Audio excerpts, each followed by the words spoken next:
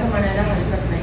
खूप विश्वासाने, खूप अपेक्षेने, मोठ्या मनाने, प्रेमापोटी या जनतेने भाजपला, पंतप्रधान मोदींकडे बघून मतदान केलं.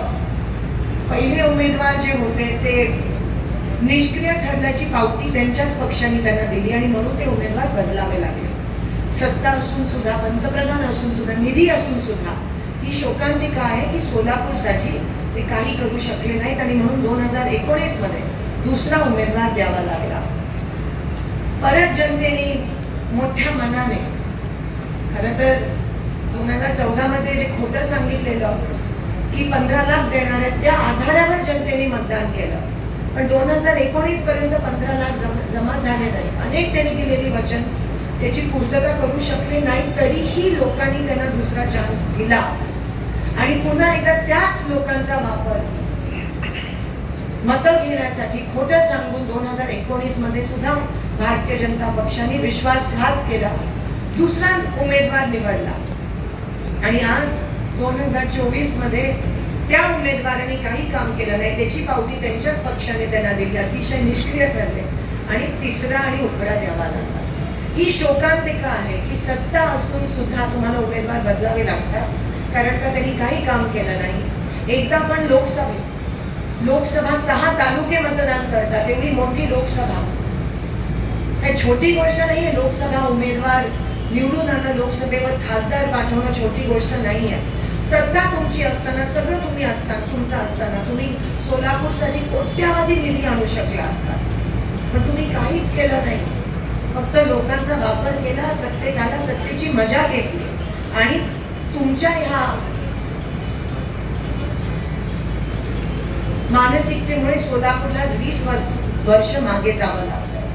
हे सोलापूरकर माफ करणार नाही. आणि आज त्यांचे काही जण म्हणतात की आम्ही फक्त 8 दिवस येतो, लोकांमध्ये फिरतो आणि आम्हाला मतदान मिळतं. म्हणजे तुम्ही लोकांना इतकं कमी नेमता का? तुम्ही लोकांचा किती अपमान अजून करणार, लोक अजून किती त्रास सहन करणार? आणि तुम्हाला खरंच वाटतं की एकांच्या चेहरा दाखवून आज लोक तुम्हाला मतदान करणार? 2दा चान्स दिला आणि तुम्ही त्याच लोकांना धोका दिला. पण लोक मला नाही मात्र माफ करत. मी तुमच्या माध्यमातून लोकांना आवाहन करते की आज महाविकास आघाडी तुमच्या समोर ही प्रेस कॉन्फरन्स घेतली नसती किंवा महाविकास आघाडी गावोगावी, पारोपारी, तांड्यावर, झोपडपट्टी जर आम्ही नाही गेलो तर बीजेपीची जी वस्तुस्थिती आहे ती लोकांसमोर कोण सांगतं? कारण का ते तुमच्या समोर बोलतात, खोटं बोलतात, रेटून बोलतात. पण जो त्रास आहे मग तो शेतकऱ्यांच्या मनात असेल, कामगारांच्या मनात असेल, युवकांच्या मनात असेल, महिलांच्या मनात असेल, तो त्रास आज आपल्याला दिसून येत नाहीये, कारण का बीजेपी तो दाबायचा प्रयत्न करते. आणि म्हणून मी म्हणते ही चळवळ आहे आणि म्हणून तिथे महाविकास आघाडीचा ची भूमिका अत्यंत महत्वाची ठरते. ज्या शेतकऱ्याला खोटं आश्वासन देऊन बीजेपीने मतदान घेतलं, आज तोच शेतकरी, अन्नदाता शेतकरी सर्वात त्रस्त आहे. मग जीएसटीच्या माध्यमातून असेल, आज ठिकठिकाणी पाणी नाही आहे, त्यात जीएसटीचा राक्षस आहे, त्यात महागाई वाढली, पीक विमा मिळत नाही असून गावोगावी, दुधाला दर नाहीये, कांद्याची निर्यात बंद झाली. जो शेतकरी अन्नदाता आहे, जेव्हा तुम्ही त्या शेतकऱ्याच्याच पोटावर पाय देता तेव्हा लोकशाहीमध्ये ह्याच्यापेक्षा मोठा पाप असू शकतो का? ज्या युवकांना तुम्ही आश्वासन दिलेलं की 2-2 कोटी नोकरी देणार तुम्ही वर्षाला, आज प्रत्येक गावामध्ये एक सुद्धा युवकाला नोकरी नाहीये. उलट जो शासकीय नोकरीत होता त्याची पण नोकरी गेली, कारण काही सगळेजण खासगीकरणाकडे वळतात.